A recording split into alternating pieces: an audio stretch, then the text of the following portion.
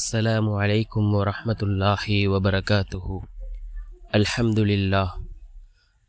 لله الذي نحمده ونستعينه ونستغفره ونؤمن به ونتوكل عليه أما بعد. அன்பிற்குரிய அல்லாஹ்வின் நல்லடியார்களே, அன்பு சகோதரர்களே, நாம் தொடர்ச்சியாக பார்த்து வரக்கூடிய துஆக்களினுடைய திக்ருகளினுடைய தொகுப்பில் இன்று நாம் பார்க்க இருக்கின்ற விடயம் என்னவென்றால், இன்றைய தினம் அசருடைய தொழுகையை தொழுதுவிட்டு இந்த துஆவை 7 தடவை ஓதுவோம். எல்லா விதமான பாக்கியங்களும் நம்மை வந்தடையும். நாம் எதனை கேட்கின்றோமோ அல்லாஹ் நிச்சயம் அதனை நமக்கு தந்தே தீருவான். அல்லாஹ்வினுடைய உதவிகளை பெற்றுத்தரக்கூடிய மிகவும் அற்புதமான ஒரு துஆவை தான் நாம் இன்றைய வீடியோவில் பார்க்க இருக்கின்றோம். அன்பார்ந்த சகோதரர்களே, அல்லாஹ்வின் நல்லடியார்களே, நாம் ஒவ்வொரு நாளும் ஏராளமான துஆக்களை பார்த்து வருகின்றோம். நம்முடைய துஆக்கள் அல்லாஹ்விடத்திலே கபூலாக வேண்டுமா?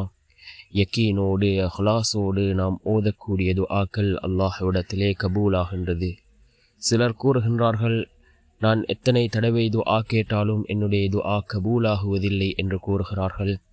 என் நபிமார்கள் கூட, இமாம்கள், சஹாபாக்கள் கூட பல வருடங்கள் துஆக்களை கேட்டு அல்லாஹ்விடம் பிரார்த்தனை செய்யக்கூடியவர்களாக இருந்தார்கள். பல வருடங்களுக்கு பின் அல்லாஹ் அவர்களுடைய துஆக்களை கபூல் செய்திருக்கின்றான்.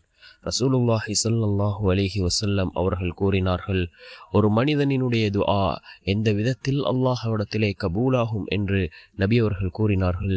துஆ கேட்டவுடனேயோ அல்லது சிறிது காலம் தாழ்த்தியோ ஒரு மனிதனினுடைய துஆ அல்லாஹ்விடத்திலே கபூலாகும். அதே போன்று அவருக்கு ஏற்படக்கூடிய ஆபத்துக்களில் இருந்து அல்லாஹ் அவரை பாதுகாக்கின்றான். நாளை மறுமையுடைய நாளில் அந்த துஆவிற்கான பலனை அந்த மனிதர் அடைந்து கொள்வான் என்று கூறினார்கள் அருமை நாயகம் ஸல்லல்லாஹு அலைஹி வஸல்லம் அவர்கள். அன்பார்ந்தவர்களே, அல்லாஹ்வின் நல்லடியார்களே, ஒவ்வொரு ஃபர்லான தொழுகைகளுக்கு பின்னும் நாம் கேட்கக்கூடிய துஆக்கள் அல்லாஹ்விடத்தில் கபூலாகும் என்று கூறினார்கள் ரசூலுல்லாஹி ஸல்லல்லாஹு அலைஹி வஸல்லம் அவர்கள். நாம் அசருடைய தொழுகையை தொழுதுவிட்டு 7 தடவை இந்த துஆவை ஓதுவோம். எல்லா விதமான பாக்கியங்களும் அல்லாஹ்வின் புறத்திலிருந்து நம்மை வந்தடையும்.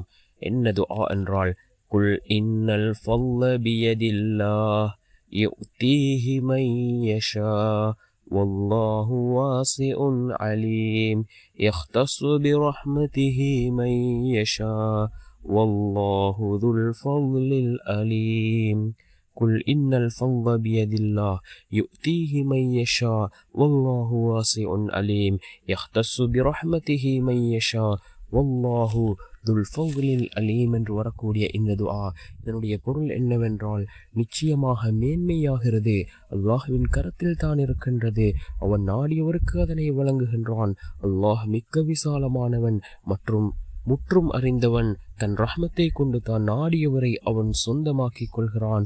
இன்னும் அல்லாஹ் மகத்தான கிருபையுடையவன் என்று வரக்கூடிய அல் குர்ஆனினுடைய 3வது அத்தியாயத்தின் 73 மற்றும் 74வது வசனம்.